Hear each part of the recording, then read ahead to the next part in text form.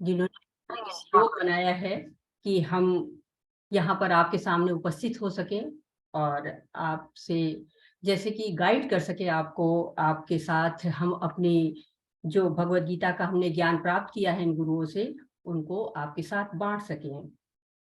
ओम नमो भगवते वासुदेवाय। ओम नमो भगवते वासुदेवाय। ओम अज्ञानतिमिरान्धस्य ज्ञानञ्जनं शलाकया चक्षुरुन्मीलितं येन तस्मै श्रीगुरुवे नमः। श्रीचैतन्यमनोभीष्टं स्थापितं येन भूतले स्वयं रूपकदा मह्यं ददाति स्वपदान्तिकम्। वन्देऽहं श्रीगुरो श्रीयुतपदकमलं श्रीगुरून् वैष्णवांश्च श्रीरूपसाग्रजातं सगुणरघुनाथनुयुतं तत्सजीवम् स्वाद्वैतं सावधूतं परिजनसहितं कृष्णचैतन्यदेवं श्रीराधाकृष्णपादान् सहगण ललिता श्रीविशाखान्विताश्च। हे कृष्ण करुणा सिंधु दीनबंधु जगतपते गोपेश गोपिका कांत राधा कांत नमस्तुते। तप्त कांचन गौरांगी राधे वृंदावनेश्वरी वृषभानुसुते देवी प्रणमामि हरिप्रिये। वाछाकल्पतरुभ्यश्च कृपा सिन्धुभ्य एव च पतितानां पावनेभ्यो वैष्णवेभ्यो नमो नमः। नमः ॐ विष्णुपादाय कृष्णपृष्ठाय भूतले श्रीमति भक्ति वेदांत स्वामिन् इति नामिनी। नमस्ते सरस्वती देवी गौरवाणी प्रचारिणी निर्विशेष शून्यवादी पाश्चात्य तारिणी। जय श्री कृष्ण चैतन्य प्रभु नित्यानंद श्री अद्वैत गदाधर शिवासादि गौर भक्त वृंदा। हरे कृष्णा कृष्ण कृष्णा हरे हरे हरे रामा राम राम हरे हरे। हरे कृष्णा सभी को। तो 18 दिनों की जो भगवत गीता है उसकी यात्रा कल हमने शुरू की थी और उसको अब जो समझता है हमको भगवत गीता को, उसके दूसरे दिन में आपका हम स्वागत करते हैं पुनः पुनः। तो पहले दिन हमने जाना था कि कुरुक्षेत्र जो कि धर्म क्षेत्र है, वहां पर दोनों तरफ की सेनाएं सज चुकी हैं, कौरव और पांडव आमने सामने खड़े हैं, युद्ध के शंख बज चुके हैं और आप जानते हैं कि कृष्ण के पास पंचजन्य शंख है, अर्जुन के पास देवदत्त शंख है, युधिष्ठिर अंत विजय के साथ हैं, भीम के पास पौंड्रू शंख है, नकुल के पास सुघोष और सहदेव के पास मणिपुष्पक शंख है साथ में। अर्जुन जिनके नाम बिल्कुल श्वेत होता है, जिसका अर्थ ही श्वेत होता है, सफेद दाग रहित हैं, और कृष्ण श्याम सुंदर साथ में हैं जो अर्जुन के सारथी के रूप में हैं। विशाल रथ है उसका जिसकी शक्तियां अद्भुत है। कल एक माता जी कह रही थी कि उन्होंने महाभारत देखी तो उसमें उन शक्तियों को देखा होगा जो उन्हें काल्पनिक भी लगी होंगी, पर अर्जुन के रथ में वास्तव में वो शक्तियां थी और जो है जिनको आप काल्पनिक कह सकते हैं, आपको काल्पनिक लग सकता है। हनुमान जी उनके झंडे पर विराजमान हो रहे हैं। अर्जुन, भीष्म, द्रोणाचार्य, कृपाचार्य जो गुरु थे उनके, और सारे रिश्तेदार सगे संबंधी, इन सबको देखते हैं जब अर्जुन तो शोकग्रस्त हो जाते हैं और गांडी को रख देते हैं। अब हम अपने दूसरे अध्याय की तरफ बढ़ रहे हैं। दूसरे अध्याय का नाम है सांख्य योग और आचार्यों ने इसे नाम दिया है भगवत गीता का सार। तो जैसे कि इसका नाम सांख्य योग है, तो सांख्य का अर्थ होता है संख्या और अर्थात कि बिंदु। तो इस अध्याय में हम मुख्य बिंदुओं की चर्चा करेंगे। ये अध्याय गीता का सार भी कहा जाता है क्योंकि जो कुछ इस अध्याय में बताया जाएगा उसी का विस्तार अन्य अध्यायों में किया जाएगा, इसलिए इसका महत्व और भी बढ़ जाता है। आत्मा आध्यात्म का आधार है आधार क्यों कहा गया? क्योंकि इसमें आत्मा का वर्णन है और आत्मा आध्यात्म का आधार है, और जो आधार होता है उसके बिना हम खड़े नहीं हो सकते। जो पैर हैं, अगर हमारे पैरों में कुछ तकलीफ है तो हम खड़े नहीं हो सकते। इसी तरह पूरी भगवत गीता इस पर टिकी हुई है। तो यहाँ पर संजय धृतराष्ट्र को बता रहे हैं, प्रथम अध्याय में जो अर्जुन थे वो शोकग्रस्त थे, शोक संतप्त थे, और उसके 5 कारण उन्होंने बताए थे। ये पहला उनका कारण था कि दया, दया करनी चाहिए, क्योंकि वो शरीर को देख रहे हैं, आत्मा को नहीं देख रहे हैं, इसलिए वो दया करना चाहते हैं उनके ऊपर। दूसरा कारण था कि कोई आनंद नहीं, तो अर्जुन को कोई आनंद नहीं दिख रहा है, क्योंकि उनको लग रहा है कि जब अपने ही नहीं होंगे, हम अपनी खुशियां बांट ही नहीं पाएंगे, तो आनंद कैसा। तीसरा कारण उनका है पाप। पाप जो है उनके लिए, जो युद्ध करना है वो पाप कर्म के समान है। और चौथा जो बता रहे हैं कि अर्जुन की पारिवारिक परंपराएं नष्ट हो जाएंगी, उनको पारिवारिक परंपराओं की भी चिंता लग रही है। और 5वां कारण है असमंजस। अर्जुन असमंजस में फंसे हुए हैं, निर्णय करने में असमर्थ हो रहे हैं कि क्या सही है और क्या गलत है। तो ये 5 कारण है अर्जुन की द्विधा का, और इन सभी का खंडन इस अध्याय में किया गया है। तो पहला श्लोक शुरू होता है संजय उवाच से।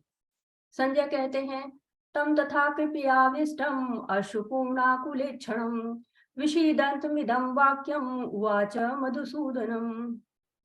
संजय कहते हैं, संजय ने कहा, करुणा से व्याप्त शोक युक्त अश्रुपूरित नेत्रों वाले अर्जुन को देखकर मधुसूदन कृष्ण ने ये शब्द कहे।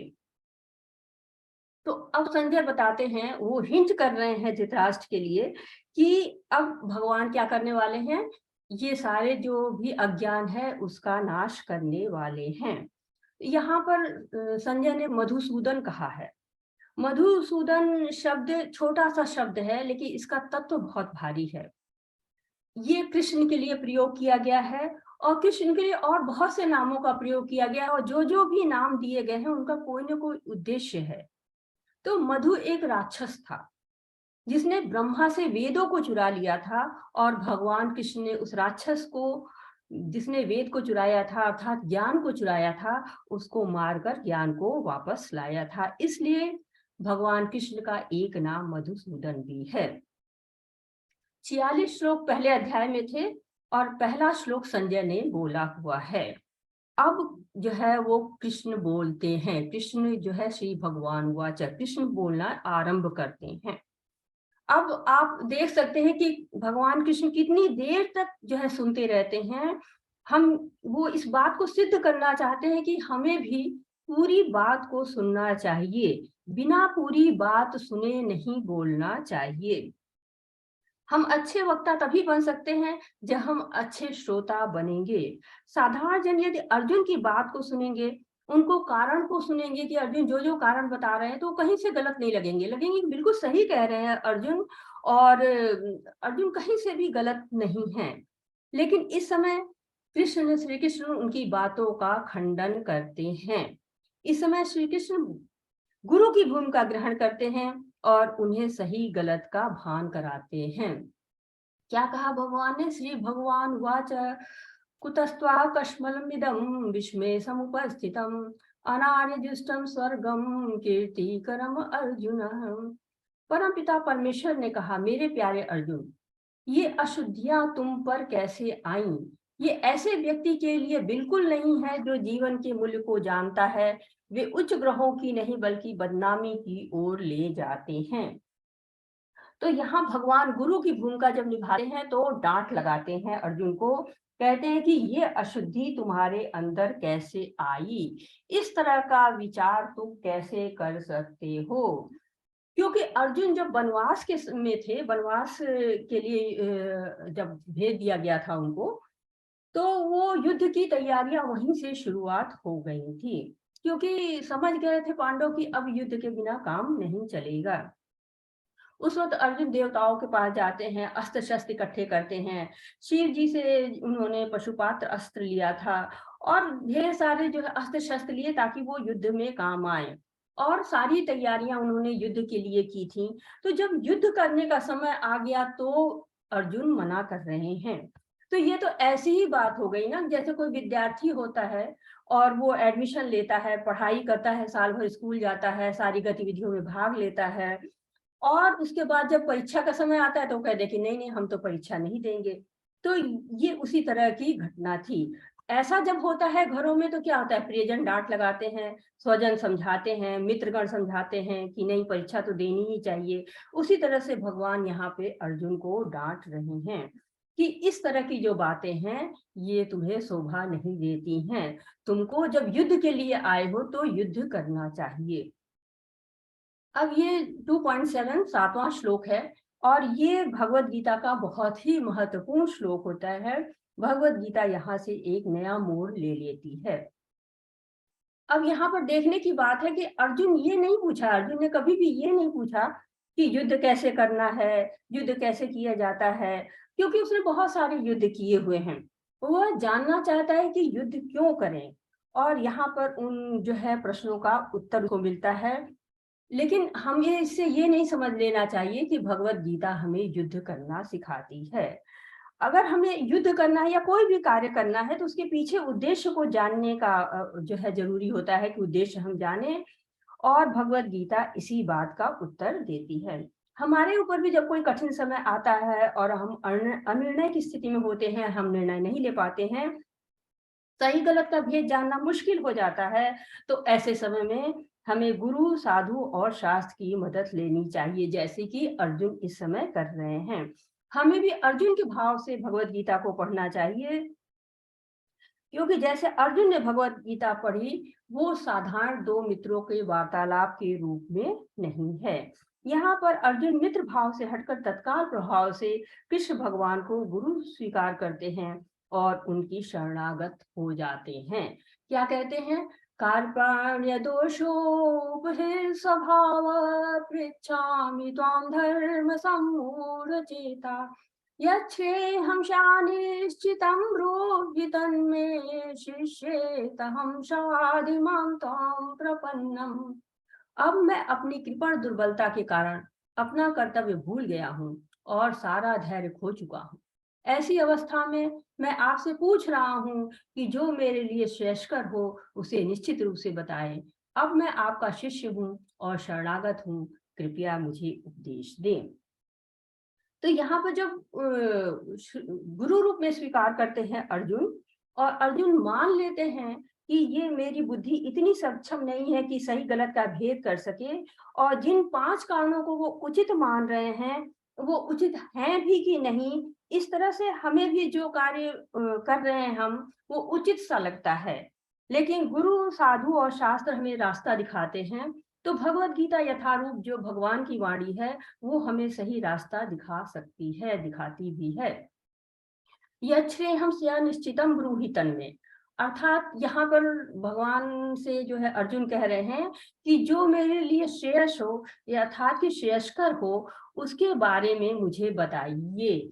मतलब मैं गलत काम ना करूं, मैं प्रेयस काम ना करूं, मैं श्रेयस काम करूं, ऐसा मुझे जो है वो आप बताइए। तो कल हम लोगों ने बात की थी कि श्रेयस क्या होता है और प्रेयस क्या होता है। क्या आप लोग में से कोई बताना चाहेगा कि श्रेयस किसे कहते हैं और प्रेयस किसे कहते हैं? हैंड रेज करेंगे आप, समझ में आए? कोई बोलना चाहता है? को होस्ट आप उनको अनम्यूट कर सकते हैं जिन लोग बोलना चाहते हैं।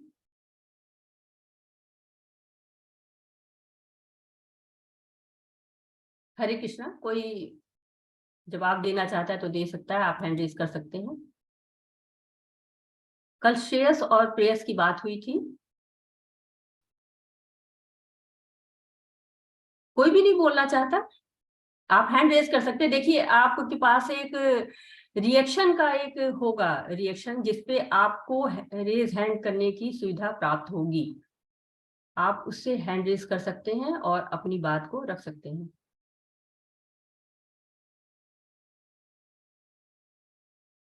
चलिए ठीक है, अगर आप नहीं बताना चाहते तो मैं ही बताती हूँ कि श्रेयस का अर्थ होता है कि लॉन्ग टर्म अचीवमेंट, मतलब कि जो चीज अभी हमें सही लगे या गलत लगे, लेकिन लंबे समय में वो हमारे लिए फायदेमंद हो सकती है या लाभदायक होती है। और प्रेयस का अर्थ होता है कि ऐसी चीज जो थोड़े समय के लिए हमें अच्छी लग सकती है लेकिन बाद में दुख देती है, उसको प्रियस कहते हैं। तो यहाँ पर अर्जुन कह रहे हैं, यच्छ्रेयहं स्यात् निश्चितं ब्रूहि तन्मे, जो मेरे लिए श्रेयस हो कृपया उस बात को बताइए। तो जीवन में हमारे गुरु का होना बहुत ही आवश्यक होता है, क्योंकि वही हमें सही गलत का मार्ग दिखा सकता है, श्रेयस और प्रेयस को बता सकता है। प्रभुपाद जी कहते हैं, इसमें तात्पर्य में लिखते हैं, यह प्राकृतिक नियम है कि भौतिक कार्यकलाप की प्रणाली ही हर एक के लिए चिंता का कारण है। पग पग पर उलझन मिलती है, अतः प्रामाणिक गुरु के पास जाना आवश्यक है, जो जीवन के उद्देश्य को पूरा करने के लिए समुचित पथ निर्देश दे सके। समग्र वैदिक ग्रंथ हमें यह उपदेश देते हैं कि जीवन की अनचाही उलझने उस दावाग्नि के समान है जो किसी के द्वारा लगाए बिना भभक उठती हैं। इसी प्रकार विश्व की स्थिति ऐसी है कि बिना चाहे जीवन की उलझने स्वतः उत्पन्न हो जाती हैं। कोई नहीं चाहता कि आग लगे, किंतु फिर भी वह लगती है और हम अत्यधिक व्याकुल हो उठते हैं। अतः मनुष्य को भौतिक उलझनों में न रहकर गुरु के पास जाना चाहिए। यही इस श्लोक का तात्पर्य है। प्रभुपाद जी कहते हैं कि यदि हम अपने को एक कमरे में बंद कर लें तो भी दुख आ जाएगा। ऐसा नहीं कि हम एक कोने में बैठ जाए तो हमारे पास दुख नहीं आएंगे। तो संसार दुखालय है और जो हमारी खुशियां होती हैं वो अस्थायी होती हैं, तो दुख तो आना ही आना है। अशाश्वतम, क्योंकि वो शाश्वत नहीं। जो संसार क्या है, वो दुखालय भी है और अशाश्वत भी है। तो कहते हैं जंगल में आग न भी लगाई जाए तो आग स्वतः लग जाती है। कैसे बांस रगड़ते हैं आपस में, और बांसों की जो बड़े बड़े जो है ढेर सारे झुरमुट होते हैं और वो आपस में रगड़ रगड़ के ही आग लग जाती है। तो धन और विलासतापूर्ण जो जीवन है, कितना भी आप जो है धन कर ले, कितना भी ऐश्वर्य जमा कर ले, लेकिन दुख तो आता ही आता है। चाहे राजा हो या रंक हो, दुख सबके ऊपर आता है। क्योंकि आपने पढ़ी होगी बुद्ध की कहानी, बचपन में हम सब लोग को पढ़ाई जाती है। बुद्ध जी का जीवन राजमहल में बीतता था और उनके माता पिता ने ऐसी व्यवस्था कर दी थी कि उनको कहीं से भी दुख दिखाई न पड़े। लेकिन एक दिन वो घूमने के लिए निकलते हैं और उन्हें एक अर्थी दिखाई देती है और जीवन के सत्य का वहीं से उनको ज्ञान हो जाता है और व्याकुल हो जाते हैं। तो इस तरह से कितना भी कोशिश की जाए, कितनी भी व्यवस्था की जाए, दुखों से सामना हमारा होना ही होना है। तो ऐसी परिस्थिति जब जीवन में आ जाती है, तो जो अर्जुन ने किया वही करना चाहिए। हमको गुरु, साधु और शास्त्र की मदद लेनी चाहिए। क्योंकि जब दुख आता है, बहुत से लोग क्या करते हैं कि गलत कार्य करने लग जाते हैं। तो हमें ऐसा नहीं करना चाहिए, हमें अर्जुन के भाव को ग्रहण करना चाहिए। जो है, जब हम भगवत गीता पढ़ते हैं तो हमें उसमें लिखा हुआ मिलता है, अर्जुन उवाच, संजय उवाच, धृतराष्ट्र उवाच। लेकिन जब श्री कृष्ण बोलते हैं तो वहां पर आपने अभी इसके पहले भी पढ़ा था कि भगवान उवाच लिखा गया था। देखिए यहाँ श्री भगवान उवाच। तो वेद व्यास जी सबका नाम तो लेते हैं, लेकिन जब भगवान को कभी भगवान के नाम से नहीं बुलाते हैं। तो वेद व्यास जी को कोई संदेह नहीं है कि श्री कृष्ण ही भगवान है, परंतु वो हमारे लिए भी कोई संदेह नहीं छोड़ना चाहते हैं कि कृष्ण ही भगवान है। और जब तक हम ये बात को नहीं समझ जाते हैं कि कृष्ण ही भगवान है, तब तक हम भगवत गीता को भी नहीं समझ सकते हैं। भगवत गीता किस भाव से कही गई है, इसको समझने के लिए हमें भगवान को भगवान समझना आवश्यक है। हम साधारण बोलचाल की भाषा में किसी को देख लेते हैं, तो हम को किसी को संपन्न देख ले, बहुत पैसे वाले को देख लेते तो कहते हैं वो तो राजा है। और जब कोई स्त्री होती है, बहुत विलासतापूर्ण जीवन बिताती है, बहुत आराम से रहती है, तो उसको रानी कह दिया जाता है। इसी तरह कोई भक्त होता है तो उसको भगवान की संज्ञा दे देते हैं। परंतु वास्तव में भगवान है कौन? तो भगवान कौन है, इसकी परिभाषा वेद व्यास जी के जो पिता हैं पराशर मुनि, उन्होंने दी है विष्णु पुराण में। विष्णु पुराण 6.5.47 में कहा है कि ऐश्वर्यस्य समग्रस्य वीरस्य यशस्य ज्ञान वैराग्यो श्रेय शस्त्राभग इति ऋणाम। तो जो 6 चीजें हैं यहाँ पर बताई गई हैं, इसको भग कहते हैं। शस्त्राभग इति ऋणा, 6 भग हैं। तो भग किसको, जैसे किसी के पास धन है तो उसको क्या कहते हैं, धनवान। किसी के पास ज्ञान है तो ज्ञानवान। मूल्य जिसका अधिक है तो मूल्यवान। इसी तरह से जो भग जिसके पास है उसको भगवान कहते हैं। तो यहाँ 6 तरह के भगवान की जो बातें बताई गई हैं, एक है सुंदरता, दूसरा है प्रसिद्धि, तीसरा है धन, चौथा है ज्ञान, पांचवा है शक्ति और छठा है त्याग या वैराग्य। तो सुंदरता की परिभाषा सबके लिए अलग अलग है। किसी को मोटा अच्छा लगता है, किसी को पतला अच्छा लगता है। हर किसी का जो पैमाना होता है अलग अलग होता है। सुंदरता की प्रतियोगिताएं होती हैं और उनका भी एक पैमाना होता है, उसमें जो फिट बैठता है उसको सुंदर घोषित कर दिया जाता है। तो लेकिन अगर आप किसी जंगली जानवर से पूछें कि आपके लिए सुंदर कौन है, तो कहेगा मोटा ताजा जो भी हो वही मुझे अच्छा लगेगा, क्योंकि उसको बाहरी सुंदरता से मतलब नहीं है, उसको क्या चाहिए, ढेर सारा खाने को चाहिए। तो इसी तरह से सबके जो पैमाने हैं सुंदरता के अलग अलग हैं। किसी को कोई सुंदर लगता है, किसी को वही सुंदर नहीं लगता है। साधारण लोग को साधारण लोग ही सुंदर लगते हैं। परंतु श्री कृष्ण क्या है, श्री कृष्ण है श्याम सुंदर। उनको मनुष्य है, बादल है, नदी है, पेड़ है, पौधे हैं, पशु है, सभी आकर्षित करते हैं। श्री कृष्ण भगवान को सब लोग आकर्षित करते हैं। या ये कहें कि श्री कृष्ण भगवान जो है वो सबको आकर्षक लगते हैं। यमुना नदी का जो पानी है वो उनके चरण छूने के लिए आतुर रहता है। उनकी वंशी की धुन पे वो नदी की तरंगे ऊपर नीचे होती रहती हैं। बादल, धूप जब होती है तो बादल उनके लिए छाता बन के खड़ा हो जाता है, चलता है उनके साथ साथ में, उनको छांव देता है। और देवता तो देवता, जो असुर होते हैं वो भी उनकी सुंदरता पर मोहित हो जाते हैं।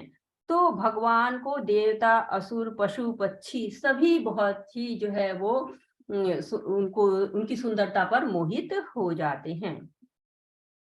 उनको कहा गया कि वो हमेशा नव यौन रहते हैं। कहा गया अद्वैतम अच्युतम अनादि अनंत रूपम आदि पुराण पुरुषम नव यौनाच। मतलब वो आदि पुराण हैं, बहुत ही पुराने हैं, लेकिन वो भी अभी भी नव यौवन से लगते हैं, हमेशा नव यौवन रहते हैं। किसी ने उनकी बूढ़े की तस्वीर नहीं देखी है।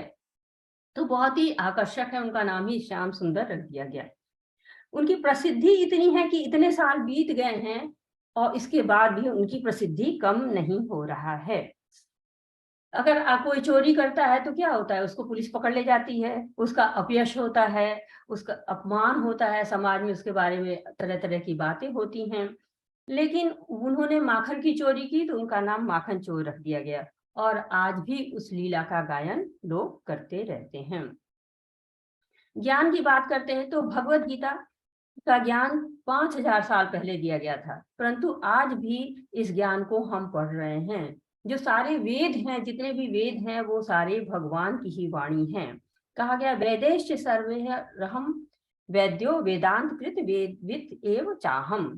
समस्त वेदांत के संकलन करता तथा वेदों को जानने वाले भगवान ही है, ऐसा भगवत गीता में ही कहा गया है। तो भगवान के पास अथाह ज्ञान है, उनके ज्ञान का कोई भी सीमा नहीं है। धन, किसी के पास कितना भी धन हो सकता है, वो इतना भी धन कोई एकत्र कर सकता है कि पूरे विश्व को ही खरीद ले, असंभव ही है, लेकिन हो सकता है कि शायद ऐसा हो जाए। पर उस धन को देने वाली जो देवी हैं वो साक्षात लक्ष्मी, वो भगवान के चरण कमल को दबाती रहती हैं। शक्ति की बात की जाए तो अपार शक्ति थी उनके पास। जब हम कोई बड़ी चीज उठाते हैं तो कहते हैं कि क्या पहाड़ उठा लिया है, लेकिन भगवान जी ने जब इंद्र लगातार 7 दिनों तक वर्षा करते रहे तो गोवर्धन पर्वत को उन्होंने अपनी छोटी उंगली पर उठा लिया। और ऐसे नहीं कि मारे दबे जा रहे हैं, हम 2 बाल्टी उठा ले तो कहते हैं कि हम दब रहे हैं, लेकिन उन्हें मुस्कुराते हुए, बंसी बजाते हुए, जैसे कुछ बहुत हल्की चीज उठाई है और बिना खाए पिए 7 दिन तक उठाए रखा। यदि कोई स्वयं को भगवान कहता है, उसे पर्वत उठाने को कहा जाए तो वो क्षण भर के लिए भी नहीं उठा सकता है। त्याग की बात की जाए, वैराग्य की बात की जाए तो हो सकता है किसी के पास सौंदर्य हो जाए, किसी के पास प्रसिद्धि हो, किसी के पास शक्ति हो, पर त्याग सबके अंदर नहीं आ सकता है। ये बहुत ही मुश्किल काम है, क्योंकि त्याग करना सबसे मुश्किल कार्य लगता है। लेकिन अनंत कोटि ब्रह्मांड के मालिक जो है वो अर्जुन के सारथी बनने को तैयार हो गए। थोड़ा सा धन मिल जाता है, थोड़ा सा यश मिल जाता है, तो हम कोई भी कार्य करने से शर्माने लगते हैं, घबराते हैं। पर बिना किसी घमंड के, बिना किसी अभिमान के उन्होंने सारथी का पद स्वीकार कर लिया था। अब रामचंद्र जी की बातें करिए तो वो राजा बनने वाले थे, और ऐसा वैसा राजा नहीं था, चक्रवर्ती राजा बनने वाले थे। चक्रवर्ती राजा का मतलब होता है कि ढेर सारे राज्य उसमें शामिल होते हैं, और वो सब कुछ को त्याग कर वन को चले गए केवल एक पिता की आज्ञा मानने के लिए। तो ये भगवान का बहुत बड़ा वैराग्य है, जिसको करना सबके बस की बात नहीं है। तो भगवान की जो शक्तियां हैं, भगवान का जो भग है वो असीमित है, अक्षुण्ण है। और ये जो 6 गुण भग कहलाते हैं, ये सारे गुण एक व्यक्ति में आ जाएं, ये बहुत ही कठिन है। और जितनी प्रचुरता में भगवान के पास आ जाए, ये तो बहुत ही कठिन है। परंतु फिर भी एक प्रश्न उठ ही जाता है कि अगर इतने सारे गुण, ये 6 गुण है, कोई कहेगा ये 6 गुण कौन सी मुश्किल बात है, किसी में भी आ सकते हैं, तो क्या वो भगवान बन सकता है? ये प्रश्न है आपके लिए। अगर ये सारे गुण, सुंदरता, प्रसिद्धि, धन, शक्ति, त्याग, ज्ञान सब आ जाता है किसी के पास, तो क्या वो भगवान बन सकता है? कृपया आप हाथ उठाएं और बताएं। आप हैंड रेज का एक्शन जानते होंगे, नहीं जानते तो ढूंढ सकते हैं, रिएक्शन में आपके आता है रेज हैंड। आप हैंड रेज कर सकते हैं और आपको आपके जो को होस्ट है वो अनम्यूट कर देंगे। हरे कृष्णा। हाँ, निकिता शाह माता जी के जो है वो अनम्यूट कर दीजिए। हरे कृष्णा निकिता माता जी, मैंने आपको रिक्वेस्ट भेजी है, आप अनम्यूट करिए वहां से। हेलो जी माता हरे जी। कृष्णा, हरे कृष्णा। नहीं, वो भगवान नहीं बन सकता है, मुझे ऐसा लगता है। क्यों, क्या कारण है माता जी, क्यों ऐसा नहीं सोचती हैं आप? क्योंकि भगवान और भक्त में तो अंतर है ना। भगवान अगर उसको शक्ति दे देंगे तो इसका मतलब वो खुद को भगवान थोड़ी मानने लगेंगे। बहुत अच्छा, बहुत सुंदर। और कोई? रिया माता जी। हरे कृष्णा रिया माता जी। हरे कृष्णा माता जी, प्रणाम।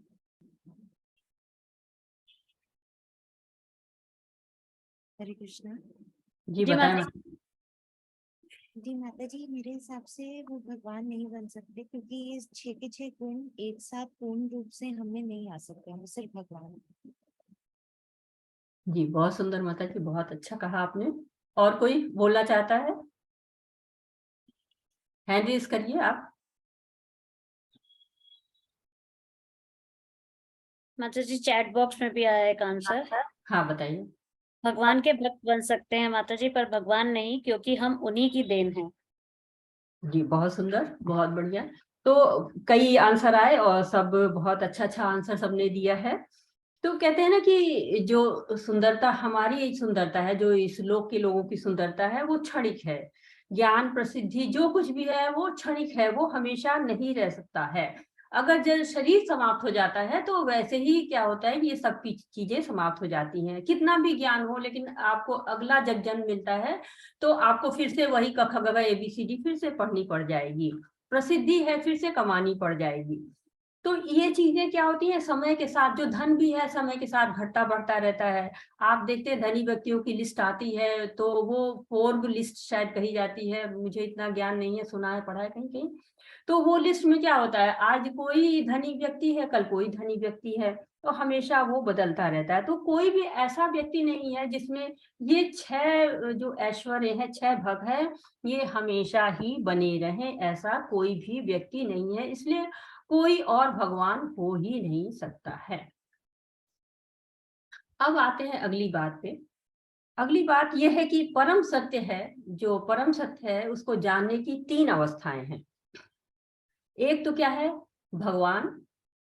दूसरा है परमात्मा, मतलब परमेश्वर जो लिखा हुआ है, हम भगवान ज्यादा बोलते हैं इसलिए भगवान आता है। परमेश्वर, परमात्मा और ब्रह्म।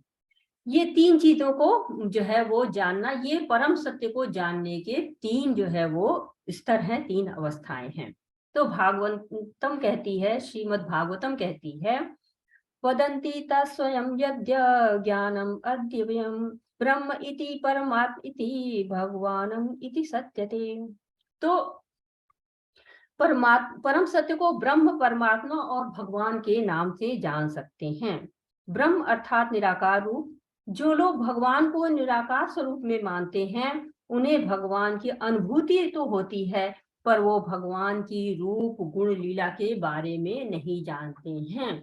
जो निराकार स्वरूप को मानने वाले होते हैं, वो उनके स्वरूप को नहीं मानते हैं। ये जब हम भगवान को जानने की जब पहली अवस्था होती है, प्रारंभिक अनुभूति होती है, उसकी बात होती है, वो लोग ब्रह्म को जानते हैं और इसको ब्रह्म अनुभूति भी कहते हैं। जो दूसरी अनुभूति है वो परमात्मा के रूप में है। जब हम आध्यात्म में और आगे बढ़ते हैं तो हमें परमात्मा रूप का अनुभव होता है। परमात्मा रूप का अनुभव आप खुद समझ सकते हैं। जैसे कि आप कोई गलत कार्य करते हैं तो आपके अंदर से आवाज आती है कि ये गलत है, मत करो। कभी कभी जो आप कुछ अच्छा होना होता है तो कहते हैं ये करो, ये आपके लिए अच्छा होगा। तो अच्छा हो या बुरा हो, इसका आभास आने लगता है। अब आपके ऊपर है कि आप उस आवाज को सुनते हैं कि नहीं सुनते हैं। तो ये आवाज आती कहाँ से? ये हमारे हृदय में जो भगवान परमात्मा रूप में निवास करता है, उसकी आवाज होती है। कुछ लोग कहते हैं कि सिक्स्थ सेंस है, छठी इंद्री है। ये छठी इंद्री और कुछ नहीं होती है, बल्कि जो हमारे अंदर बैठा है परमात्मा, उसकी आवाज होती है। जब हम भक्ति करते हैं तब हम जो है इस मार्ग पे आगे आते हैं, तब हमें समझ में आता है कि ये भगवान का दूसरा रूप है, जिसे हम परमात्मा के नाम से जानते हैं और अनुभव करते हैं।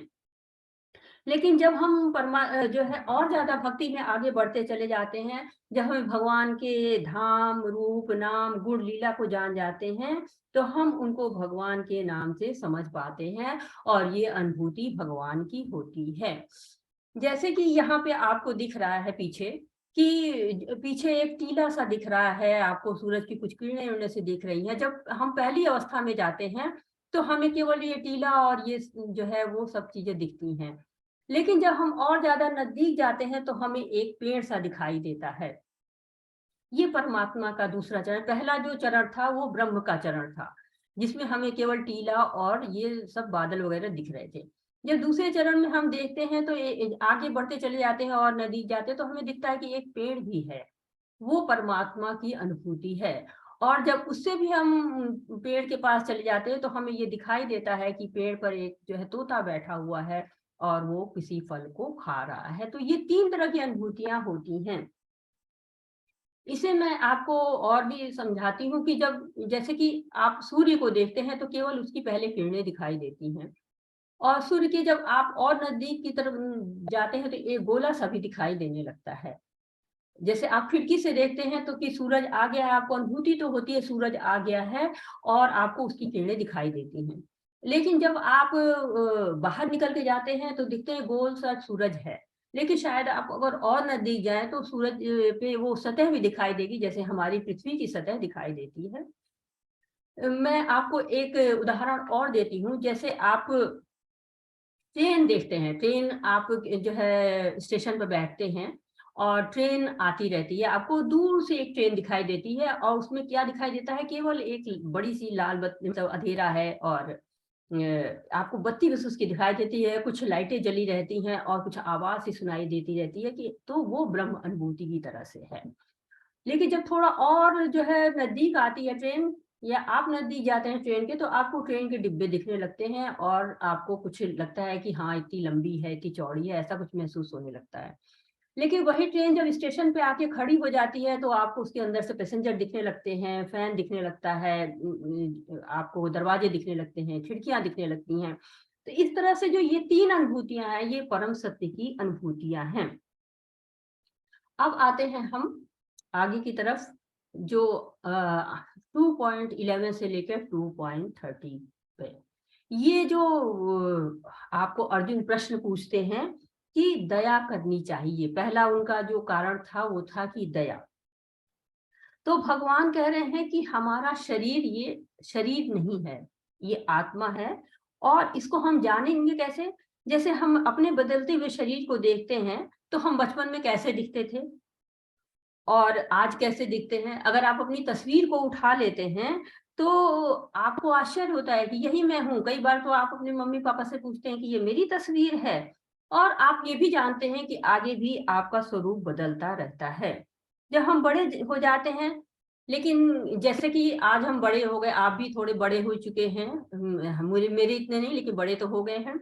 तो आपका मन अभी भी वो बचपन वाला खेल खेलने का करता है, अभी भी बचपन के कार्य करने को करता है। तो ऐसा क्यों होता है? अभी क्यों आपको जो है, आप बड़े हो गए हैं तब भी आपको लगता है। बहुत से बच्चे कहते हैं कि मैंने बचपन में जो बॉटल से दूध पिया था वो पीना चाहता हूँ। कई लोग कहते हैं कि मैं कूदना चाहता हूँ, मैं फाड़ना चाहता हूँ, जैसे बच्चे बचपन में जो है अपने हाथ पैर मोड़ लेता था वैसे मोड़ना चाहता हूँ। इस तरह की अनुभूति क्यों होती है? कोई बताना चाहेगा? बहुत से बुढ़े लोग होते हैं पर उनका मन बच्चे की तरह होता है, कहते हैं कि बच्चा बूढ़ा एक समान। तो ऐसा क्यों होता है? कोई बता सकता है ये अनुभूति हमको क्यों हो जाती है? हैंड रेस करें अपना।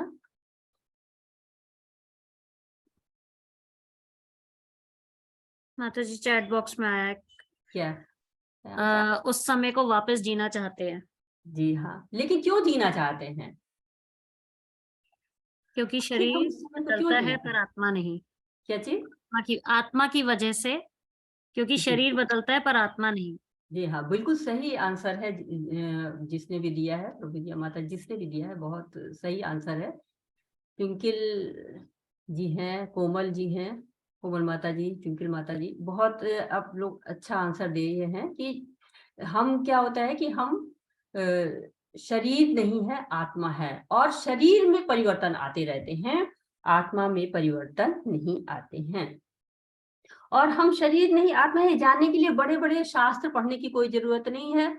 हम अपने शरीर को बदलते देखकर समझ सकते हैं कि हम शरीर नहीं आत्मा है।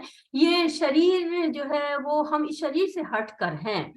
तो शरीर में परिवर्तन तो आएगा ही आएगा। शरीर में आप शरीर में रहते हुए भी इस परिवर्तन को अनुभव कर सकते हैं। तो ये क्या है? देहिनो अस्मिन् यथा देहे कौमारं यौवनं जरा तथा देहांतरण प्राप्ति धीरस्तत्र न मुह्यति। जिस प्रकार शरीरधारी आत्मा इस वर्तमान शरीर में बाल्यावस्था से तरुण अवस्था में और फिर वृद्धावस्था में निरंतर अग्रसर होता रहता है, उसी प्रकार मृत्यु होने पर आत्मा दूसरे शरीर में चली जाती है। धीर व्यक्ति ऐसे परिवर्तनों से मोह को प्राप्त नहीं करता है। तो क्या होता है कि ये जो देह है, ये परिवर्तन इसमें निश्चित होता रहता है। और इतने परिवर्तन के बाद क्या करते हैं? धीरे धीरे मृत्यु को भी प्राप्त करना, ये भी एक परिवर्तन है। 6 प्रकार के परिवर्तन शरीर में होते रहते हैं और उसमें जो आखिरी परिवर्तन होता है वो मृत्यु ही होता है। यहाँ पर जो पहला आपका दया का कारण था अर्जुन का, उसी पर बात हो रही है। उसमें 22वां श्लोक आया है, वांसांसि जीर्णानि यथा विहाय नवानि गृह्णाति नरोपराणि तथा शरीराणि विहाय जीर्णान्यन्यानि संयाति नवानि देहि। जिस प्रकार मनुष्य अपने पुराने वस्त्रों को त्याग कर नए वस्त्र धारण करता है, उसी प्रकार आत्मा पुराने तथा व्यर्थ के शरीरों को त्याग कर नवीन भौतिक शरीर धारण करती है। तात्पर्य, अणु आत्मा द्वारा शरीर का परिवर्तन एक स्वीकृत तथ्य है। आदि वैज्ञानिक जन तक जो आत्मा के अस्तित्व विश्वास नहीं करते, पर साथ ही हृदय से शक्ति साधन की व्याख्या भी नहीं कर पाते, उन परिवर्तनों को स्वीकार करने को बाध्य हैं, जो बालकाल से कौमारावस्था और फिर तरुण अवस्था तथा वृद्धावस्था में होते रहते हैं। वृद्धावस्था से यही परिवर्तन दूसरे शरीर में स्थानांतरित होता रहता है। तो यहाँ बता रहे हैं कि जैसे हम प्रतिदिन कपड़े बदलते हैं, मौसम के अनुसार, सर्दियां हैं तो गर्म कपड़े निकाल लेते हैं, गर्मियां हैं तो हल्के कपड़े हैं, पार्टी है तो महंगे कपड़े, घर पे हैं तो साधारण कपड़े। तो इस तरह से हम अपनी जो है वो समय और परिस्थिति के अनुसार कपड़ों को बदलते रहते हैं, इच्छा अनुसार बदलते रहते हैं, लेकिन हमारी पहचान कपड़ों से नहीं होती है। हम कपड़ों में चाहे परिवर्तन करें या न करें, हम नहीं बदलेंगे। उसी तरह जो आत्मा है, उसका जो कपड़ा है वो ये शरीर है। तो हमारी पहचान आत्मा से है। हम कितने भी जो है वो कपड़े बदले वही रहते हैं, वैसे ही ये आत्मा कितना भी शरीर बदलती है, चाहे जिस योनि में जाती है, उसका जो है वो वही रूप रहता है। आत्मा शरीर दोनों अलग अलग हैं। जब कोई आत्मा ये शरीर त्याग देती है तो इस शरीर को दोबारा जीवित नहीं किया जा सकता है। शरीर बदल जाता है पर जीवात्मा नहीं बदलती है। आत्मा का शरीर बदलना ही देहांतरण कहलाता है। आत्मा शाश्वत है, ये हमेशा ही रहेगी। मृत्यु इस देह का स्वाभाविक प्राकृतिक परिवर्तन है। शरीर को चाहे कितना भी संभालो, साबुन क्रीम पाउडर चाहे जो भी लगा लो, लेकिन यह नश्वर है तो नश्वर ही रहेगा। ये इस चीज को बदला नहीं जा सकता है। 23वां श्लोक कह रहा है, नैनम छिदन्ति शस्त्राणि नैनम दहति पावकः न चैनम क्लद्यन्त्यापो न शोषयति मारुतः।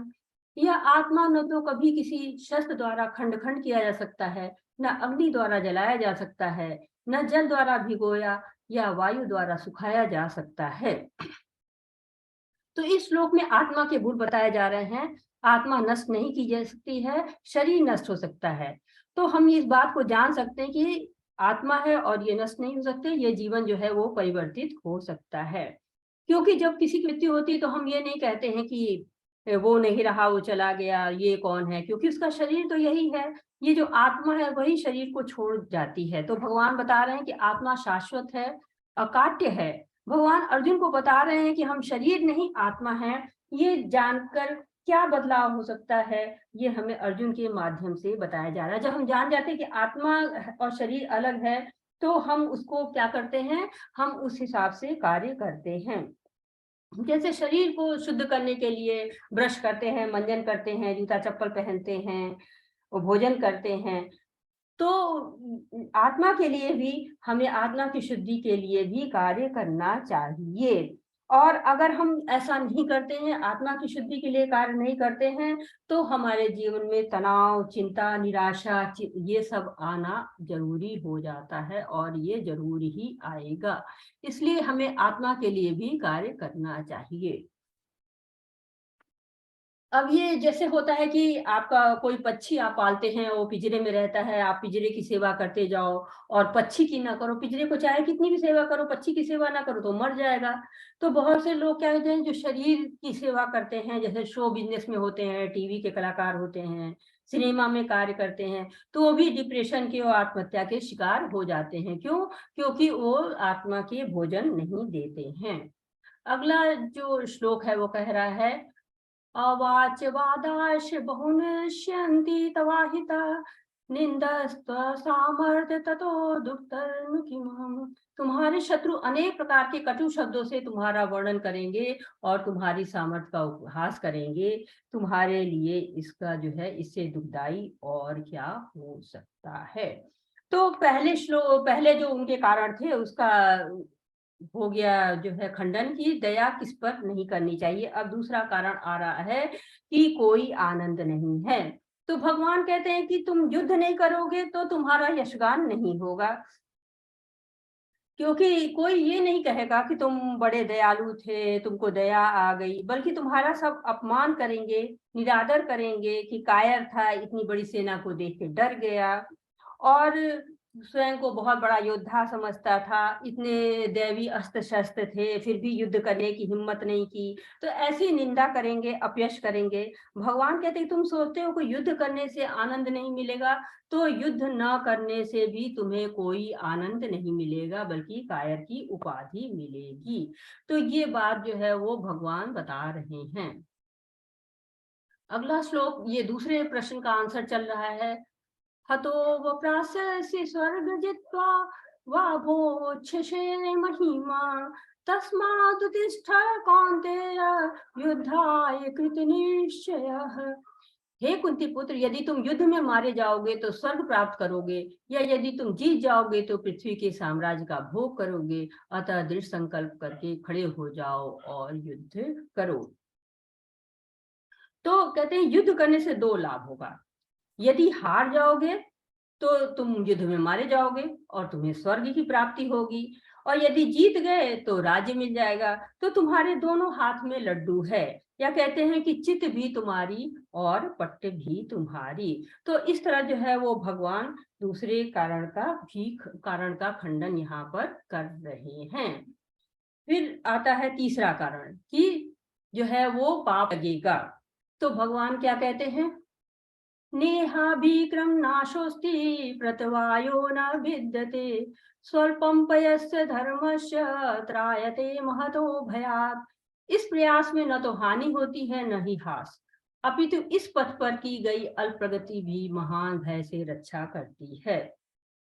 तो भगवान कहते हैं कि जो सांसारिक कार्य है उसमें 100% सफलता चाहिए, लेकिन भक्ति में ऐसा नहीं है। यदि आप भक्ति करते हैं तो आपको अगर बीच में छूट भी जाती है, थोड़ा कम भी प्रयास होता है, तो आपको उस जो है भय से रक्षा मिलेगी, जो कि महान भय है। महान भय की कल बात हुई थी कि जन्म मृत्यु जरा व्याधि, या हमें कौन सी योनि मिलेगी। जो इस तरह के आपके भय हैं उनसे आपको मुक्ति मिलती है, रक्षा मिलती है।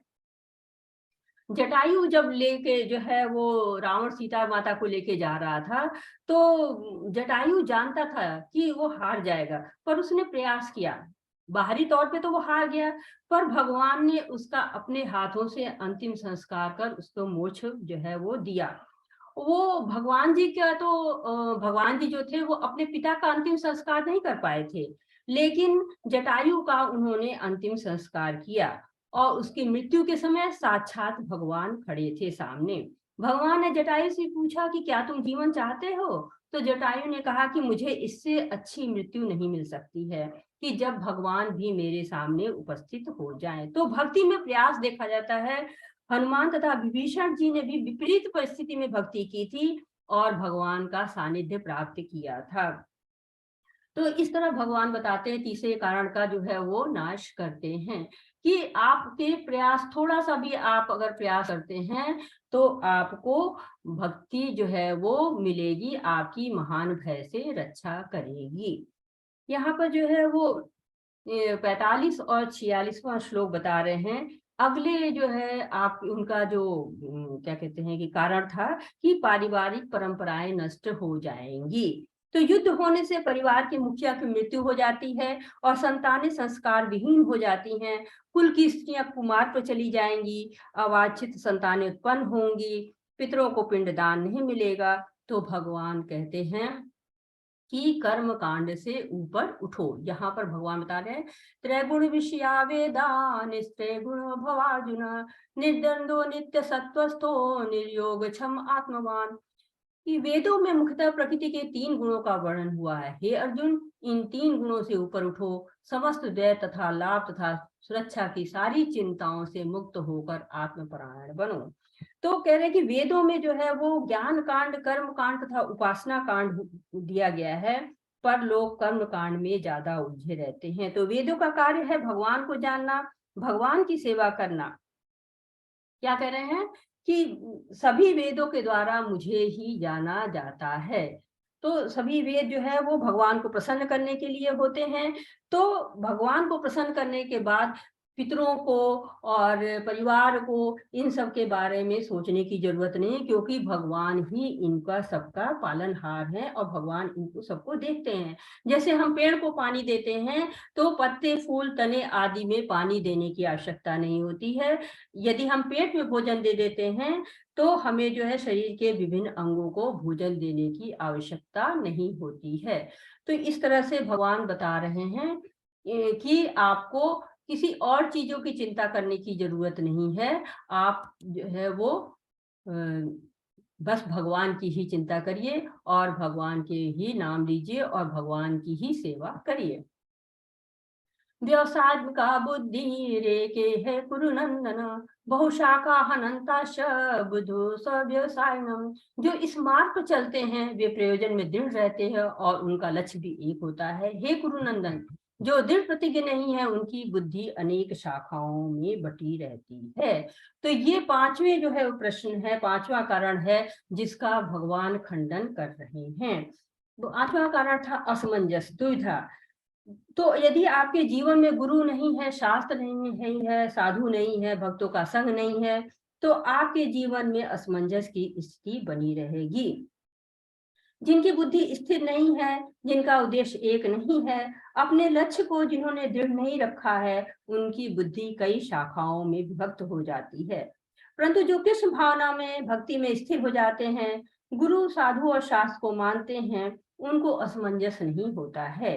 तो भगवान अर्जुन से कहते हैं कि तुम मुझे गुरु स्वीकार कर चुके हो, शरणागत हो गए हो, तो मैं जो कहूंगा वह तुम्हें स्वीकार करना होगा।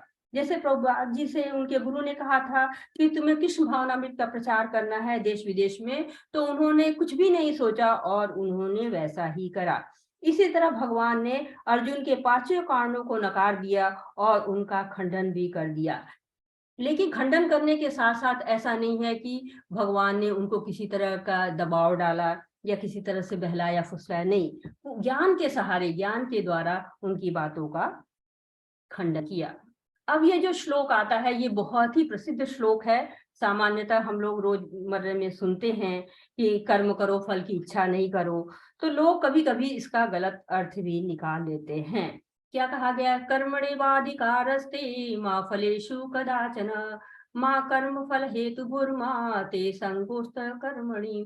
तुम्हें अपने कर्म करने का अधिकार है, परंतु कर्मों के फलों के तुम अधिकारी नहीं हो। तुम न तो कभी अपने आप को अपने कर्मों के फलों का कारण मानो, न ही कर्म न करने में कभी आसक्त हो जाओ। तो कर्म के फल की इच्छा न करो का मतलब ये नहीं है कि बिना किसी उद्देश्य के, बिना किसी प्रेरणा के, बिना किसी लक्ष्य के, तो ऐसा अगर हम करेंगे तो हमें कर्म करने का उत्साह ही नहीं आएगा। लेकिन भगवत गीता कहती है कर्म करो लेकिन फल से आसक्त मत हो जाओ। हमारे कर्म के फल हमारी इच्छा के अनुसार हो सकते हैं, नहीं भी हो सकते हैं। जैसे कि हम कोई बीज बोते हैं तो हम सोचते हैं पेड़ उगेगा, फल लगेगा, छाया मिलेगी, हम फल खाएंगे, छाया में बैठेंगे। लेकिन ऐसा हो भी सकता है और ऐसा नहीं भी हो सकता है। तो ऐसा थोड़ी ना कि हम पेड़ लगाना छोड़ देंगे या लोग पेड़ लगाना छोड़ देंगे, तो हम ऐसा नहीं कर सकते। हमें कर्म करना है, कर्म करना नहीं छोड़ सकते, परंतु कर्म से आसक्त नहीं होना है। जैसे कि आप खबर पढ़ते हैं कि कुछ बच्चे जो है क्या करते हैं, कम अंक नहीं आए तो वो बहुत ही डिप्रेशन में चले जाते हैं, यहाँ तक कि कुछ बच्चे तो आत्महत्या तक कर लेते हैं। तो ये क्या है? ये कर्मों के फल की आसक्ति है। और वहीं कुछ बच्चे ऐसा प्रयास करते हैं कि चलो अगली बार और ज्यादा अंक लाएंगे और अच्छे नंबर लाएंगे, तो ये कर्म करना है। तो हमेशा जो है वो समाज में इस तरह की बातें आपको आज भी दिखाई देती हैं, कल भी दिखाई देती थी और हो सकता है भविष्य में भी दिखाई दे। तो फल हमारे हाथ में नहीं है। अगर फल से हम आसक्त हो जाएंगे तो ये हमारे लिए दुखदाई हो जाएगा। तो इन दुखों से बचने के लिए, भगवान पर भरोसा करने के लिए, विश्वास करने के लिए ये जरूरी है कि कर्मों के फलों से हम आसक्त नहीं हैं। अब ये 2 श्लोक आगे आते हैं, ये मनोविज्ञान से संबंधित है, मनोविज्ञान की बातें करते हैं। क्योंकि मनोविज्ञान जो है वो आपका पहले भी जैसा था, आज भी जैसा है, ये हमेशा चलता भी रहेगा। ये विदेशों में क्या होता है कि जो कक्षाएं मनोविज्ञान की चलती हैं, उनमें ये श्लोक को पढ़ाया जाता है। इसकी महत्ता में, इसकी सत्यता में कोई भी कमी नहीं आई है। ऐसा हम जानते हैं कि इनमें कोई कमी नहीं आई है। इसके पहले हम ये 55वां श्लोक लेते हैं कि प्रजाहर्ति यदा कामान सर्वान् पार्थ मनोगतान् आत्मये आत्मा न तुष्ट इति प्रज्ञस्त दोच्यते। श्री भगवान ने कहा, हे पार्थ, जब मनुष्य मनोधर्म से उत्पन्न होने वाली इंद्रिय तृप्ति की समस्त कामनाओं को परित्याग कर देता है और जब इस तरह से विशुद्ध हुआ उसका मन आत्मा में संतोष प्राप्त करता है, तो वह विशुद्ध दिव्य चेतना को प्राप्त स्थिति प्रज्ञ कहा जाता है। तो कहा गया कि जो मनुष्य ये दुविधाओं से और द्वंद्वों से ऊपर उठ जाता है, द्वंद्व का अर्थ होता है कि सुख दुख, दिन रात, खुशी गम, तो ऐसा जब होता है जब मनुष्य आत्मा के स्तर पर कार्य करता है, बिना फल की आसक्ति के कार्य करता है। न उसको कोई इच्छा होती है, न द्वेष होती है, चाहे सुख आए चाहे दुख आए, हर परिस्थिति में वो समभाव रहता है। जैसे प्रहलाद महाराज थे, उनके पिता ने उनको बहुत कष्ट दिए थे, लेकिन उनको जलाने की भी कोशिश की, जानवरों से भी मरवाने की कोशिश की, लेकिन कितनी भी आत्मा उनको यातनाएं दी गई, वो उनको टस से मस नहीं हुए, उनको कुछ भी प्रभावित नहीं किया, क्योंकि वो आत्मा के स्तर पर कार्य कर रहे थे। उनको संसार के कोई भी द्वंद्व परेशान नहीं कर पाए, प्रभावित नहीं कर पाए। प्रभुपाद जी का भी उदाहरण है कि उनका जीवन संघर्षों से भरा रहा था। वो मालवाहक जहाज में गए, सामान चोरी हो गया, हार्ट अटैक आया, और एकमात्र टाइपराइटर जिसपे वो अनुवाद करते थे भगवत गीता का, भागवतम का, वो भी चोरी हो गया। लेकिन फुटपाथ पर सोए, खाने पीने को नहीं था, लेकिन वो विचलित नहीं हुए। क्यों? क्योंकि दिव्य चेतना के स्तर पर थे और उन्होंने इस कार्य को बीच में नहीं छोड़ा है। आगे हम अगले 2 श्लोकों की बात कर रहे थे जिनमें मनोविज्ञान है, और ये श्लोक क्या कहते हैं ये हम देखते हैं। ध्यायतो विषयान् पुंस संगस्तेषु उपजायते, संगात संजायते कामा, कामत क्रोध विजायते। इंद्रिय विषयों का चिंतन करते हुए मनुष्य की उनमें आसक्ति उत्पन्न हो जाती है, और ऐसी आसक्ति से काम उत्पन्न होता है, और फिर काम से क्रोध उत्पन्न होता है।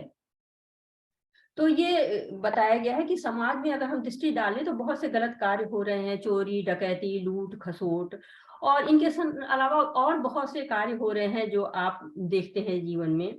तो जीवात्मा का इतना पतन क्यों हो रहा है, इसके पीछे क्या कारण है, इसके पीछे क्या मनोविज्ञान है, और इस पाप कर्म का आरंभ कहाँ से होता है और कहाँ पर इनको रोका जा सकता है, इस सब के बारे में ये श्लोक बता रहा है। ये 63 ये जो है वो दोनों श्लोक मिला के एक पूरी बात करते हैं। क्रोधात् भवति सम्मोहा, सम्मोहात् स्मृति विभ्रम, स्मृति विषाद विद्धिनाशो, बुद्धिनाशात् प्रणश्यति। तो पहला कह रहे हैं कि ध्यायतो विषयान् पुंसा। तो 8 स्तर बताए गए हैं इन दोनों श्लोकों में मिला के। तो किसी के पतन का पहला कारण क्या है? ध्यायतो विषयान् पुंसा। तो जब हम बाहर जाते हैं या मोबाइल खोलते हैं, टीवी खोलते हैं, लैपटॉप खोलते हैं, तो बहुत सी गलत चीजें हमें दिखाई पड़ जाती हैं। पत्र पत्रिकाओं में, न्यूज़पेपर में बहुत सी गलत बातें हम पढ़ लेते हैं, लेकिन उससे कोई फर्क नहीं पड़ता। कोई आपने पढ़ लिया, बात खत्म हो गई, कोई दिक्कत नहीं। लेकिन अब परेशानी तब बढ़ती है जब आप उसका ध्यायतो यानी कि चिंतन करना शुरू करते हैं। जो विषय आपको मिला, जो चीज आपने पढ़ा देखा, उस पर चिंतन मनन करने लगते हैं और बार बार वही दिमाग में आने लगता है। तो जैसे जैसे हम उसको बार बार करते हैं, सोचते हैं, तो क्या होता है, उससे हमें आसक्ति हो जाएगी। जब हम एक वस्तु देखते हैं और बार बार उस वस्तु को सोचते हैं तो उसको पाने की इच्छा हो जाती है और आसक्ति तक पहुंच जाती है, और जैसे ही आसक्ति होती है हमारी कामनाएं भी शुरू हो जाती हैं। और संगत संजायते कामा, कामनाएं आती हैं कि हमको इस वस्तु को पाना है, इसके पाए बिना हम नहीं रह सकते हैं। अब ये वस्तु मिल जाए तो ठीक है, लेकिन अगर वो मिल जाती है तो हमें दूसरी वस्तु चाहिए। हम तब तक उस स्थिति पर पहुंचते रहते हैं जब तक कि वो वस्तु हमारी पहुंच के बाहर ना हो जाए, क्योंकि हमारी इच्छाएं ही अनंत हैं, एक के बाद दूसरी, दूसरी के बाद तीसरी चाहिए हमें। और जब नहीं मिल पाती है तो क्या होता है, कामात क्रोधा भी जायते। उससे हमें क्या हो जाता है कि कामनाएं होती हैं, कामनाएं जो है वो क्रोध को उत्पन्न करती हैं। क्रोधात् भवति सम्मोहा, जब क्रोध जो है वो बढ़ने लगता है और हम नहीं पूर्ति कर पाते हैं तो वो सम्मोह उत्पन्न होता है, और जब सम्मोह उत्पन्न होता है तो स्मृति विभ्रम भी हो जाता है, स्मृति का नाश होता है। और जो सारे रिश्ते नाते, अगला पिछला सुख दुख जो हमने साथ व्यतीत किया था, मित्रता, सब भूल जाते हैं, बुद्धि और गलत व्यवहार करना शुरू कर देते हैं। हमें सही गलत का भान ही नहीं रहता है। हम माँ बाप, पड़ोसी, रिश्तेदार, मित्र, सबसे जो है वो दुर्व्यवहार करना शुरू कर देते हैं। आपने पढ़ा होगा कि बहुत से लोग तो मतलब बिल्कुल ही निचले स्तर पे उतर जाते हैं, जान तक से मार देते हैं। तो ये क्या है, ये पतन की इंतहा है, बिल्कुल अंतिम चरम लक्ष्य है। तो पतन के 8 स्तर है, इसमें से आप कहीं भी अपने आप को रोक लीजिए। ध्यायते विषया, वहीं रोक लीजिए आप, या आसक्ति के उस पर रोक लीजिए, या कामनाओं के पे ब्रेक लगा लीजिए, या क्रोध पर ब्रेक लगा लीजिए, मोह पर ब्रेक लगा लीजिए, स्मृति विभ्रम पे जो है वो ब्रेक लगा लीजिए, बुद्धि नाशों पे ब्रेक लगा लीजिए, पतन पे ब्रेक लगा लीजिए, कहीं तो आप ब्रेक लगा लीजिए। तो क्या होगा, आप बच जाएंगे। और इस बचने के लिए बहुत ही जरूरी है कि हम अपने आप को भगवत गीता को पढ़ें और भगवत गीता को अपने जीवन में उतारें। ये जो है चार्ट है जो बता रहा है कि हम वस्तु को देखते हैं, वस्तु से आसक्ति होती है, आसक्ति से काम होता है, काम से क्रोध होता है, क्रोध से सम्मोह होता है, सम्मोह से स्मरण शक्ति क्षति होती है, फिर बुद्धि की हानि हो जाती है और हम पतन के रास्ते पर आगे बढ़ जाते हैं। तो ये 8 स्तर हैं, इनमें से हमको अपने आप को कहीं भी रोक देना चाहिए। ये जो है मनोविज्ञान है हमारी जो है पतन का।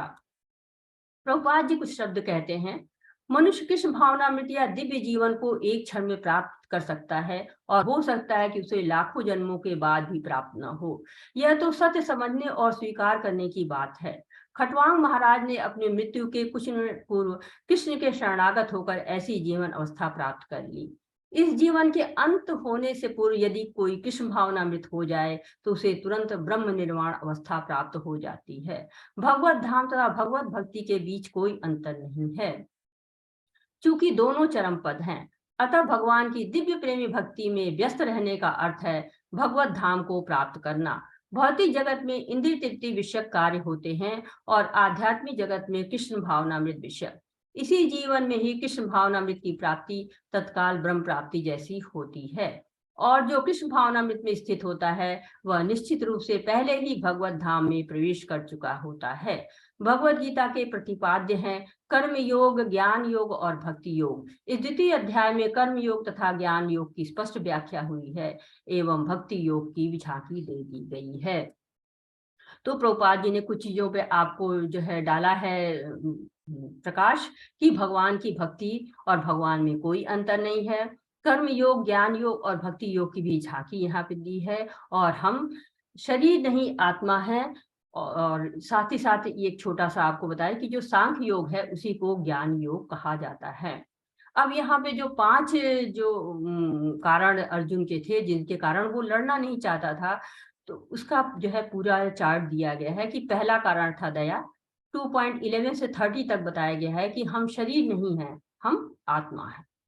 दूसरा है कि कोई आनंद नहीं है, इसका खंडन किया गया है 2.31 में और 2.37 में। स्वर्ग या राज्य, जीतोगे तो राज्य मिलेगा, हारोगे तो मारे जाओगे और स्वर्ग मिलेगा। पाप 2.33 से 38 से 53, भक्ति गतिविधि कोई पाप नहीं है। अगर आप भगवान का कहना मानते हैं, भगवान की बातों पे चलते हैं, गुरु साधु शास्त्र से मदद लेते हैं तो आप कोई भी पाप आपको नहीं लगेगा। पारिवारिक परंपराएं 2.45, 46, 3.24 में एक प्रेरणा बनो, यानी कि एक भगवान है, अगर आप उनकी सेवा करते हैं तो बाकी सबकी रक्षा भगवान करेंगे। असमंजस 2.41, दृढ़ निश्चय के साथ स्वामी की सेवा करो। केवल एक भगवान कृष्ण है और उनकी ही आपको सेवा करनी है। ढेर सारी शाखाओं में, बहु शाखाओं में विभक्त नहीं होना है।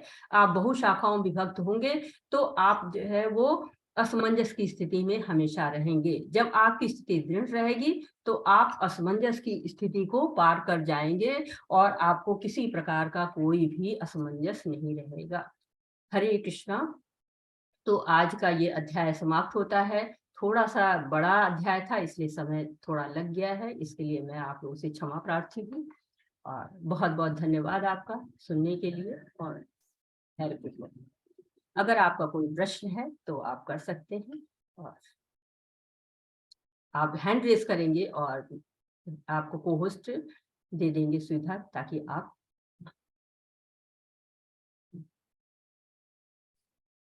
तब तक एक प्रश्न आया हुआ है कि आत्मा और मैन में क्या अंतर है। माता जी, आत्मा का कोई भी जेंडर नहीं होता है। आत्मा न ही औरत होती है, ना मतलब ना मेल है, ना फीमेल है, ना पुरुष है, ना स्त्री है। तो आत्मा का कोई भी जेंडर नहीं होता है। आत्मा और मैन, मैन क्या है, शरीर को मैन कहते कृष्ण हैं, माता जी। आत्मा को मैन नहीं कहते हैं। जी हरे कृष्ण। माता जी वो उन्होंने मन लिखा है, आत्मा और मन में क्या अंतर है? अच्छा, आत्मा और मन दोनों बहुत ही डिफरेंट चीजें हैं और इसके बारे में अब आप आगे के अध्याय में चलेंगे। तो अभी आज आपने आत्मा के बारे में समझा, अब मन के बारे में सुनेंगे और आपको पता चलेगा। हरे कृष्ण। अभी आप आगे के जब अध्याय पढ़ेंगे तो वहां पर आपको मन और आत्मा में अंतर बताया जाएगा। हरे कृष्णा ट्विंकल माता जी। हरे कृष्णा। हरे कृष्ण। मैम जैसे मतलब आत्मा की शुद्धि कैसे की जाती है? आत्मा का माता जी स्वभाव होता है भगवान के जुड़ा रहना। आत्मा तभी खुश होती है जब वो भगवान से जुड़ती है। आपने यही पूछा ना माता जी, आपका प्रश्न क्योंकि बहुत आवाज धीमी है तो मैं जो समझ पाई हूँ उसके अनुसार आंसर दे रही हूँ कि आत्मा की शुद्धि जैसे शरीर को हम नहला धुला के साफ सुथरा कर सकते हैं, वैसे ही आत्मा को शुद्ध करने के लिए हम भगवान से जुड़ के भगवान की आत्मा को शुद्ध कर सकते हैं। आत्मा का स्वभाव होता है भगवान से जुड़े रहना। भगवान का नित्य दास होती है आत्मा, वो हमेशा उनका दास बनी रहना चाहती है, उनकी सेवा करना चाहती है, उनसे जुड़े रहना चाहती है। और जब हम आत्मा को शुद्ध रखते हैं, भगवान से जुड़े रहते हैं, भगवान की सेवा करते रहते हैं, तो आत्मा आनंदित रहती है, खुश रहती है और उसको कोई जो आपको तनाव है, डिप्रेशन, ये सब आपको भी नहीं घेरता है। शरीर भी खुश रहता है और आत्मा भी खुश रहती है। हरे कृष्ण। और किसी का कोई प्रश्न है तो आप दे सकते हैं।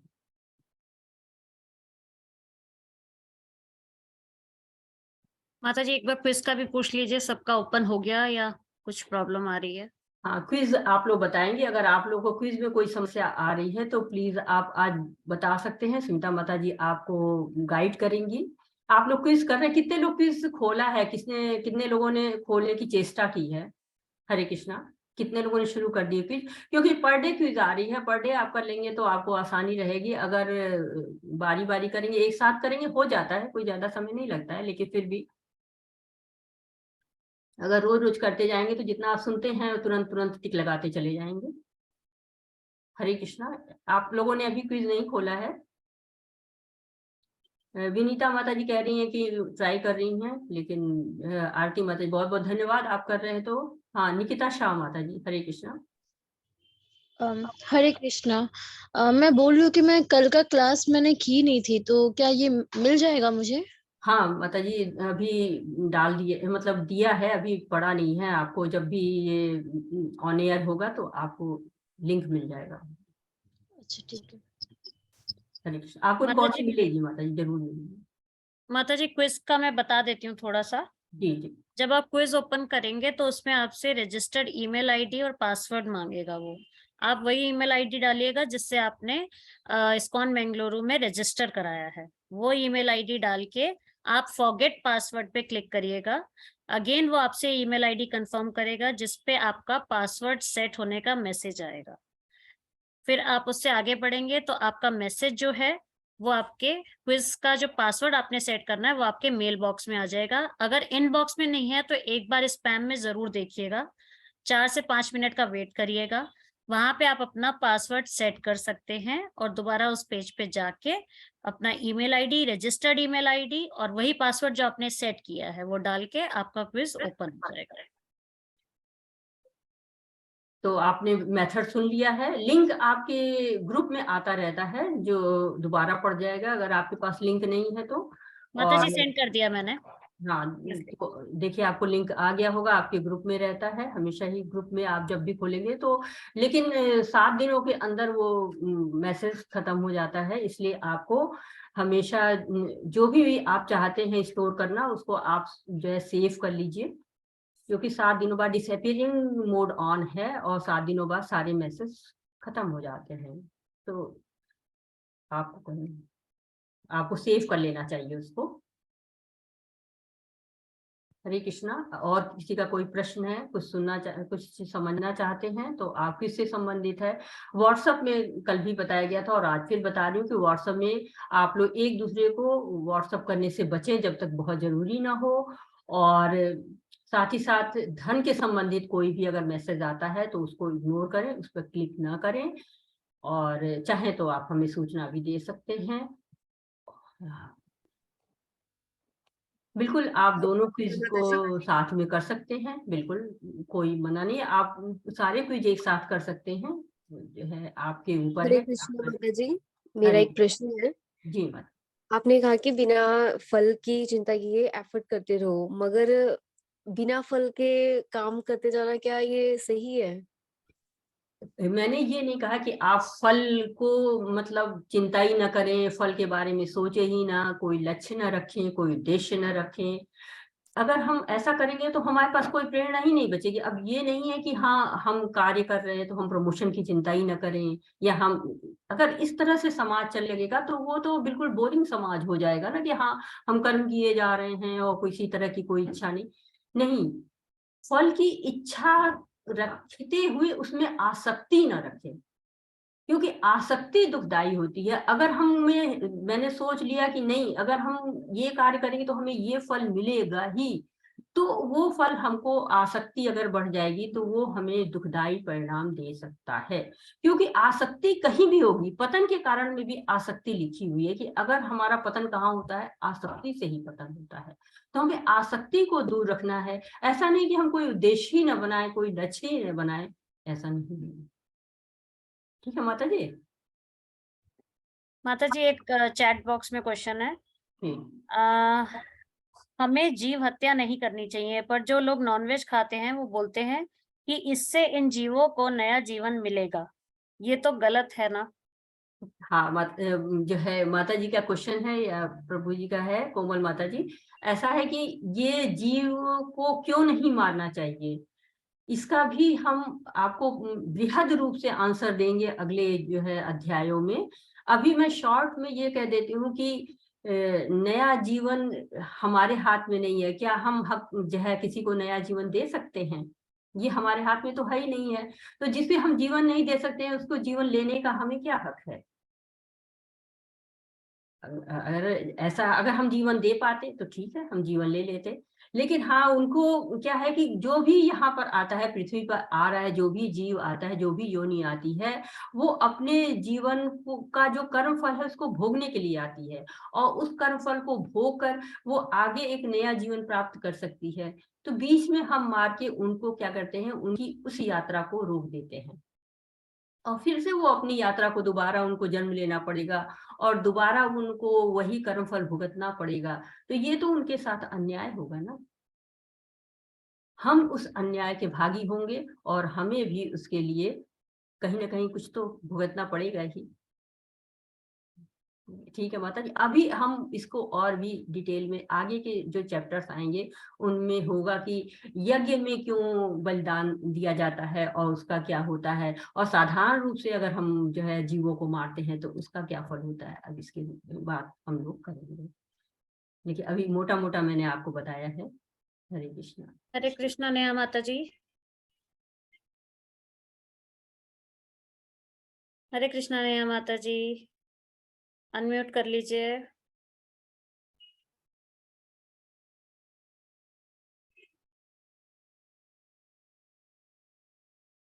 तब तक हम सान्या माता जी का दे रहे हैं। उनकी सान्या माता जी कोई पासिंग मार्क्स नहीं है, आप आराम से फिर दीजिए। अगर आपको कोई क्वेश्चन नहीं भी आता है तो उसके आंसर भी मिल जाते हैं, और उसको आप दोबारा कर सकते हैं।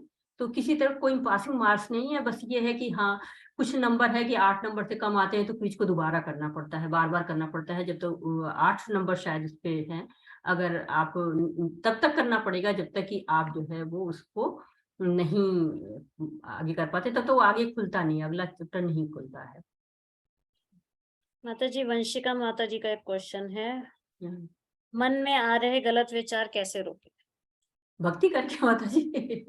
मन पे नियंत्रण करके, भक्ति करके। आप अगर भगवान की भक्ति करेंगे तो गलत विचार आएंगे नहीं। आप भक्ति की सेवा में लग जाइए, भगवान कृष्ण की भक्ति में करिए, आपके मन में गलत विचार नहीं आएंगे। आपके पास विचारों के लिए, गलत विचारों के लिए समय ही नहीं रहेगा। हमेशा आप भगवान की भक्ति में ही लगे रहेंगे, उन्हीं की सेवा के बारे में सोचेंगे। भोग लगाएं तो क्या, अभी भोग मतलब कुछ नया आ रहा है बाजार में तो भगवान को भोग लगाते हैं उसका कुछ बना के, या भगवान को सुबह उठते हैं हमें जप माला करनी। हाँ, जप माला के बारे में बताते हैं कि आप लोग को जप माला करनी चाहिए। हरे कृष्णा कृष्णा कृष्णा हरे हरे, हरे रामा राम रामा हरे हरे। तो आप लोग को जो है वो जप करना चाहिए। जप करने से आपको और भी गलत विचार नहीं आएंगे, धीरे धीरे आपके विचारों में शुद्धता आ जाएगी। जैसे जैसे जपा करेंगे आपके विचार शुद्ध होते जाएंगे। और ये ओवर थिंकिंग है या गलत विचार है, ये सब उसी श्रेणी में आते हैं माता जी। आप लोग जो है वो जैसे जैसे जप करेंगे ना, वैसे वैसे अब हम लोग अपना उदाहरण दे तो हम लोग पास समय ही नहीं रहता है कि हम लोग किसी और चीज के बारे में सोच पाए। तो गलत सही कोई विचार ही नहीं आते, बस ये करना है, भगवान के लिए ये करना है, यहाँ ये है, इन्हीं में लगे रहते हैं। तो ओवर थिंकिंग है और या गलत विचार है। तो हाँ, बिल्कुल नाम जपते रहिए और काम करते रहिए, बिल्कुल सही विचार है आपका। सभी चीजों का एक ही उपाय है कि आप भगवान के से जुड़े। जैसे आप भगवान से जुड़ेंगे, आपके जो विचार हैं शुद्ध होते जाएंगे, आपके विचारों में क्लियरिटी आती जाएगी, आपको आत्मविश्वास बढ़ेगा। और आप जो कहते हैं, जब कभी हमें दो बातों में कंफ्यूज हो जाते हैं कि हमें कंफ्यूज क्या होते करना हैं। चाहिए। हाँ, तो आज तो यही पढ़ाया गया ना, यही समझा ही हम लोगों ने है कि जब हम कंफ्यूज होते हैं तो हमें गुरु, साधु और शास्त्र की मदद लेनी चाहिए। तो आपको क्या होता है कि गुरु आपके पास जब उपलब्ध हो तो बहुत अच्छी बात है, नहीं तो भक्तों का संग है, भक्त राय देते हैं हमको कि हमें क्या सही है क्या गलत है, या साधु लोग होते हैं जो आचार्य लोग हैं, और या फिर शास्त्र हमें मदद करते हैं कि हमें किस रास्ते पर चलना चाहिए। ये बहुत अच्छी बात है कि आपके सारे डाउट्स क्लियर हुए हैं। बिंदु माता जी, हरे कृष्णा, बहुत धन्यवाद आप लोग को। आप लोग अभी तो शुरुआत है, अभी दूसरा अध्याय है, लेकिन जो दूसरा अध्याय है जैसे कि पहले गया कि इसी पर विस्तार है, और विस्तार के साथ साथ हमें बहुत से सारे डाउट्स क्लियर होते जाएंगे, और 18 दिन के बाद आपको और ज्यादा मन करेगा कि हमें और ज्यादा इसके बारे में जाने और समझें, और जानेंगे भी, समझेंगे भी, और आपकी भक्ति और आगे बढ़ेगी। तो माता जी, अब कोई प्रश्न नहीं है ना? नहीं माता जी। तो बहुत बहुत धन्यवाद आपका यहाँ पे जुड़ने के लिए, आपका जो माता जी, पार्टिसिपेशन एक है। प्रश्न आया है, जी, क्या दुनिया से प्रेम करना एक आसक्ति है? हाँ, हमारा प्रेम तो केवल कृष्ण में होना चाहिए, और किसी से प्रेम करना आसक्ति ही है।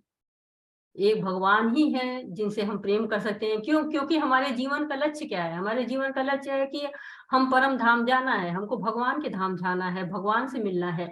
क्योंकि अभी आगे पढ़ेंगे तो आपको लगेगा कि हमारा ये लक्ष्य है ही नहीं है कि हम यहाँ से बस खाए पिए भोग करें और जो है अंत को मर जाएं और फिर दोबारा किसी योनि में जन्म लें।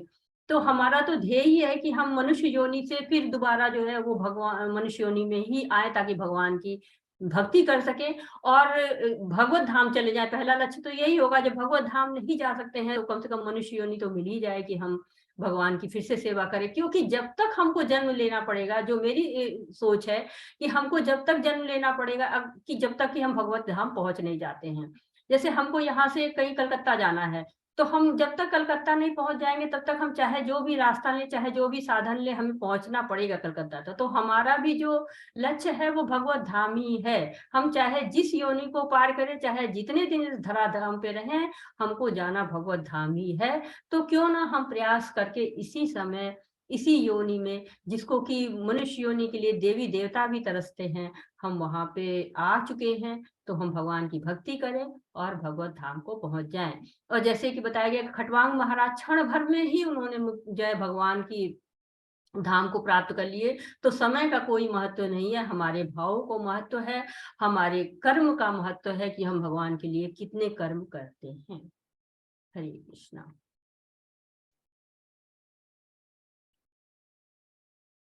हरे कृष्णा। आपका विश्वास जो है तो बहुत अच्छी बात है। हम सब एक दूसरे को, भक्तों का संग है, सब एक दूसरे को आगे बढ़ाएंगे और भगवत धाम पहुंचने का प्रयास करेंगे। हरे कृष्णा। तो खुशबू माता जी को शायद क्विज में प्रॉब्लम। खुशबू माता जी, आप मेरे को पर्सनली मैसेज करिएगा, मैं आपको पूरा उसका सिस्टम भेज दूंगी कैसे आपको एनरोल करना है। जी माता जी, अब क्लास एंड कर सकते हैं, क्वेश्चन नहीं है। जी बिल्कुल। वाचा कल्पतरुभ्यश्च कृपा सिंधुभ्य एव च पतितानां पावनेभ्यो वैष्णवेभ्यो नमो नमः। अनंत कोटि वैष्णव वृंद की जय, शील प्रभुपाद की जय, सभी भक्तों की जय। हरे कृष्णा। सभी का बहुत बहुत धन्यवाद जुड़ने के लिए और बहुत आराम से मुझे सुनने के लिए। हरे कृष्णा। कल मिलते हैं।